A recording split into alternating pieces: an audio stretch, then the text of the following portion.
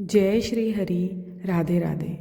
आप सभी भक्तों को कार्तिक मास की ढेरों शुभकामनाएं। क्या आपका पूरा कार्तिक मास भक्ति में नहीं बीता? क्या आप इस पावन महीने में सारे लाभ नहीं उठा पाए?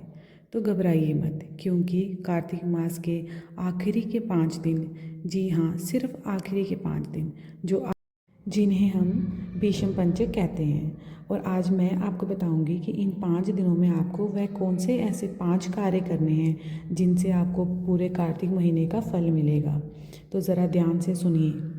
कार्तिक मास भगवान विष्णु को समर्पित सबसे पवित्र महीना माना जाता है, और इसके जो अंतिम 5 दिन होते हैं, जो कि देव उठाइनी एकादशी से शुरू होकर कार्तिक पूर्णिमा तक चलते हैं, ये विशेष रूप से पुण्यदायी होते हैं। मान्यता है कि इन्हीं दिनों में पितामह भीष्म ने बाणों की शैया पर लेटे हुए भगवान विष्णु को धर्म का ज्ञान दिया था। तो चलिए जानते हैं वह ऐसे कौन से 5 ज़रूरी काम हैं जो इन 5 दिनों में करने से आपको पूरे कार्तिक माह का फल मिलेगा।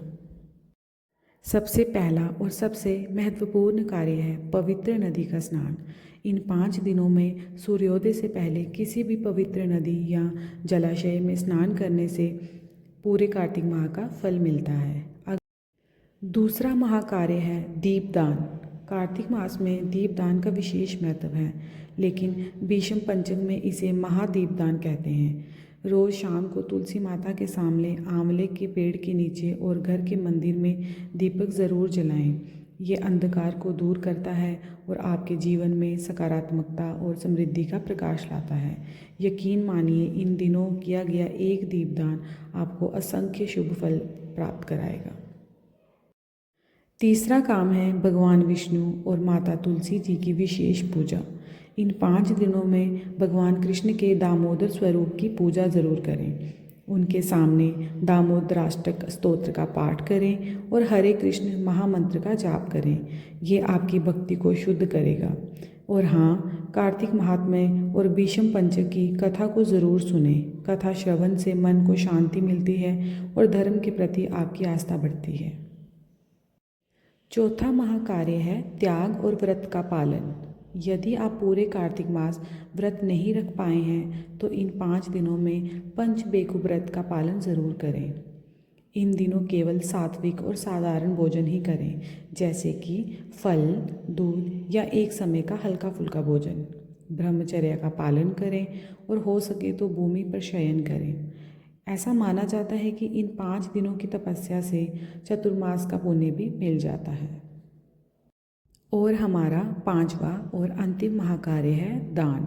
भीष्म पंचक का समापन कार्तिक पूर्णिमा को किया जाता है, और इस दिन दान का विशेष महत्व है। अपनी सामर्थ्य के अनुसार अन्न, वस्त्र या धन का दान जरूर करें।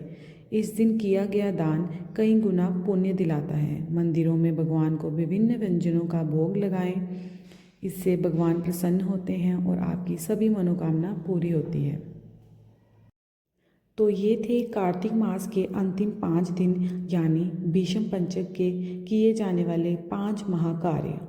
इन्हें श्रद्धा और भक्ति से अपनाएं और भगवान विष्णु की असीम कृपा प्राप्त करें। याद रखिए, नियत समय में छोटे प्रयास भी बड़े फल देते हैं। आपको ये जानकारी कैसी लगी हमें कमेंट करके ज़रूर बताएं, और अगर आपको ये वीडियो पसंद आया हो तो इसे लाइक ज़रूर करें। अपने परिवार के साथ इसे ज़रूर शेयर करें। हमारे चैनल को सब्सक्राइब करना ना भूलें, ताकि आप ऐसी ही और आध्यात्मिक ज्ञान से भरपूर वीडियो हमारी देखती रहें।